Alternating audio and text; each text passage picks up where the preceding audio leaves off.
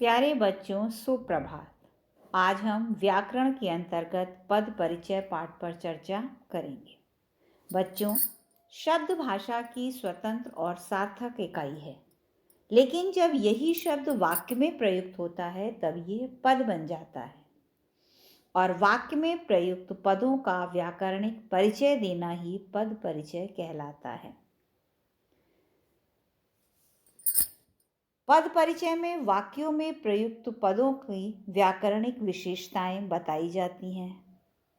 इन पदों का परिचय देना अर्थात उनकी स्थिति बताना, उनका लिंग, वचन, कारक भेद तथा अन्य पदों से संबंध बताना पद परिचय कहलाता है।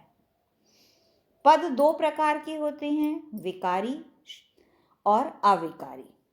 विकारी शब्द जो शब्द लिंग, वचन, कारक, वाच्य, काल आदि के कारण परिवर्तित हो जाते हैं, अर्थात लिंग, वचन, कारक आदि के कारण जिनका रूप बदल जाता है, वे विकारी शब्द कहलाते हैं। संज्ञा, सर्वनाम, विशेषण और क्रिया, ये चार विकारी शब्द हैं। अविकारी शब्द जिन शब्दों पर लिंग, वचन, कारक, वाच्य, काल आदि का कोई प्रभाव नहीं पड़ता, अर्थात जिनका रूप हर स्थिति में एक सा ही रहता है, ये अविकारी शब्द कहलाते हैं। जैसे क्रिया विशेषण, समुच्चय बोधक, संबंध बोधक, विस्मयादि बोधक तथा निपात, ये अविकारी शब्द हैं। संज्ञा का परिचय।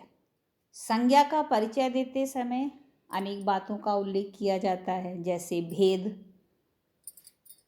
लिंग, वचन, कारक, क्रिया के साथ उसका संबंध। अब संज्ञा पद क्या है?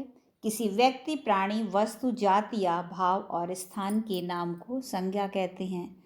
अब संज्ञा के भेद में आता है व्यक्तिवाचक संज्ञा, किसी विशेष व्यक्ति, प्राणी, वस्तु या स्थान का नाम, जैसे विवेक, दिल्ली, रामायण आदि।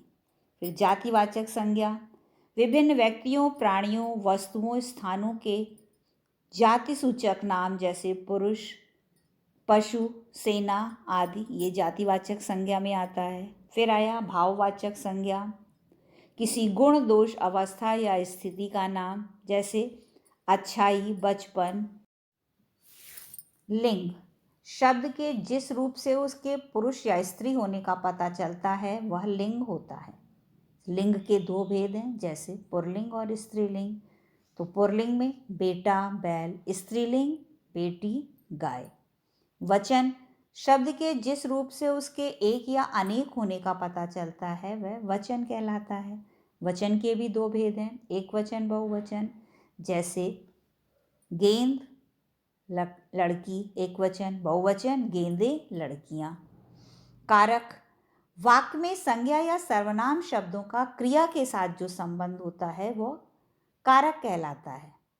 कारक के 8 भेद माने गए हैं। पहला है कर्ता कारक, वाक्य में क्रिया को करने वाला कर्ता होता है, इसका चिन्ह होता है ने, जैसे राधिका ने नृत्य किया।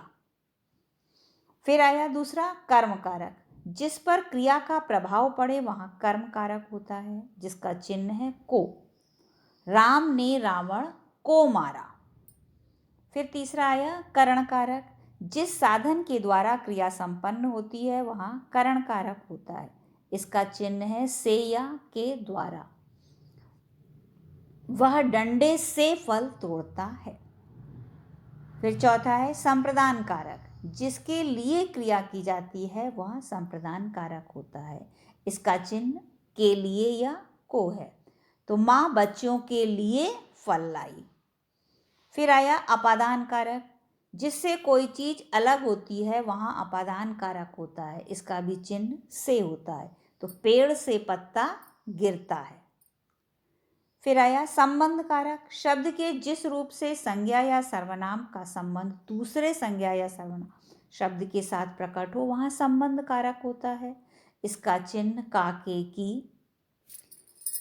यह डेविड की पुस्तक है। फिर आया अधिकरण कारक, क्रिया के होने का स्थान, समय, आधार अधिकरण होता है, कारक का चिन्ह में या पर होता है। छत पर बिल्ली है। संबोधन शब्द के जिस रूप से किसी को बुलाने या पुकारने का पता चलता है वहाँ संबोधन। इसका चिन्ह अरे, ओ आदि। अरे यहाँ ठहरो।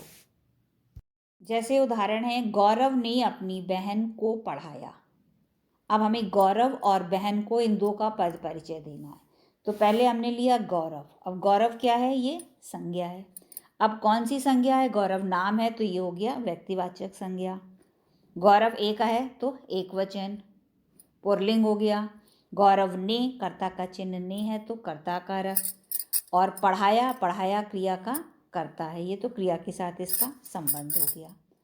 दूसरा आया बहन को, तो बहन भी पहला पद परिचय क्या हुआ? बहन संज्ञा है। अब संज्ञा कौन सी है?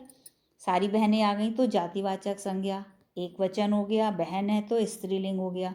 बहन को, तो कारक चिन्ह को है तो यहाँ पर कर्म कारक हो गया। पढ़ाया क्रिया का कर्म। पृथ्वीराज ने वीरता से युद्ध किया।